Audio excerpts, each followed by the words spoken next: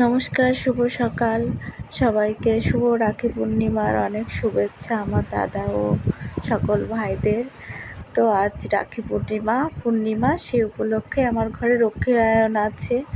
তো দই মিষ্টি এনেছে, তো আগে আমি ঠাকুরকে পুজো দিয়ে নেব মিষ্টি দিয়ে। পুজো দিয়ে নিয়ে তারপরে সব কাজ সারবো। কাজটা সেরে রান্না সেরে উঠতেই দাদা চলে এসছে। তো দাদাকে রাখি পরাচ্ছি। তো সেরকম কিছু একটা আয়োজন করিনি, মিষ্টি দিয়েই রাখি পরাবো। আর আজকে তারপরে খেতে দেব, নিরামিষ আয়োজন হয়েছে যেহেতু পূর্ণিমা আছে, তো তার জন্য নিরামিষ আয়োজন আছে। আমার ছোট ছেলে বসে আছে পাশে, ও আমাকে এটা ওটা প্রশ্ন করছে, এটা কি করে করছো। ও দেখছে আমি কিভাবে পড়াচ্ছি, বুঝতে শিখেছে, এখন দেখছে তো সব জিজ্ঞেস করছে।